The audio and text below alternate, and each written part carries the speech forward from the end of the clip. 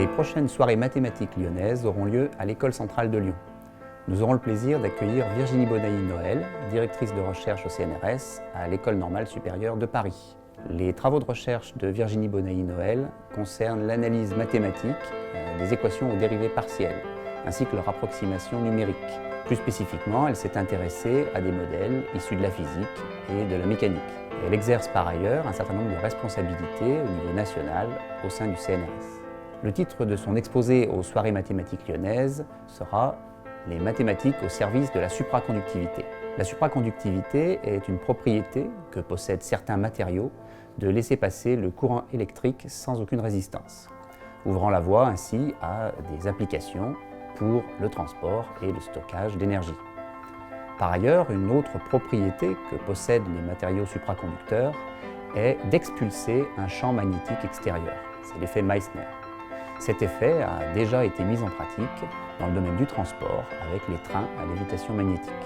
L'objet ici n'est pas l'étude de la supraconductivité d'un point de vue expérimental, mais c'est sa modélisation mathématique. Au milieu du XXe siècle, Ginzburg et Landau ont proposé un modèle reposant sur la description de la supraconductivité à l'aide d'une fonction ψ appelée paramètre d'ordre. Cette fonction ψ est un nombre complexe et c'est son module qui décrit la supraconductivité puisque ce module est proportionnel à la densité d'électrons supraconducteurs dans le matériau. Comme la supraconductivité n'est pas un phénomène nécessairement homogène à l'intérieur du matériau, la fonction ψ dépend des variables d'espace, x, y, z, et éventuellement de la variable de temps, si l'on regarde le phénomène transitoire. Pour un certain type de matériau, la théorie de Ginzburg et Landau suppose que la fonction ψ, en première approximation, résout une équation aux dérivées partielles, l'équation de Schrödinger. Dans cette équation, l'inconnu est ψ, le paramètre d'ordre, et les données sont à la fois la géométrie du matériau, sa forme, et le champ magnétique, direction, intensité, imposée. Résoudre l'équation de Schrödinger permet donc de déterminer l'influence de la géométrie du matériau et du champ magnétique extérieur sur l'apparition du phénomène de supraconductivité. Malheureusement, il n'est pas possible, en général, de résoudre l'équation de Schrödinger à la main.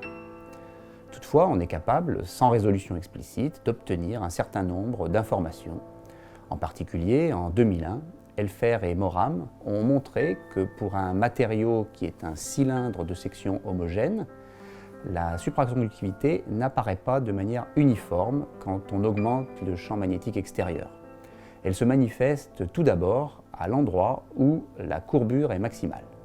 En 2005, Virginie Bonaï-Noël a étendu ses résultats dans le cas où le matériau est un cylindre, mais non plus de section régulière, mais de section polygonale. Et elle a pu montrer que la supraconductivité apparaît d'abord aux angles de plus petites ouvertures. L'obtention de tels résultats repose sur l'analyse spectrale de l'équation de Schrödinger. C'est un peu comme étudier l'influence de paramètres sur la plus petite valeur propre d'une matrice.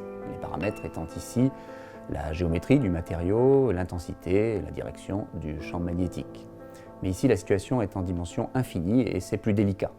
Donc, malgré ces résultats, difficiles à obtenir, bien finalement, ils ne décrivent pas complètement la situation physique.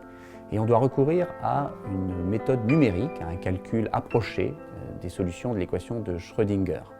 Il s'agit donc de discrétiser cette équation et d'en fournir un algorithme qu'on pourra programmer sur ordinateur. Malheureusement, les choses ne sont pas simples non plus du point de vue numérique, puisque la fonction ψ est une fonction fortement oscillante et dont les oscillations augmentent au fur et à mesure qu'on augmente le champ magnétique extérieur. Même si on est intéressé par uniquement le module de cette fonction, qui décrit la supraconductivité, on est obligé d'approcher correctement son argument et de prendre en compte les oscillations. Il n'est pas possible de s'affranchir de cette difficulté. C'est donc un problème actuel très riche mathématiquement que va présenter Virginie Bonaï-Noël aux soirées mathématiques lyonnaises. Nous vous attendons nombreux à l'École centrale de Lyon le 13 mars à 20 h. La conférence sera suivie d'un pot convivial pour prolonger les discussions.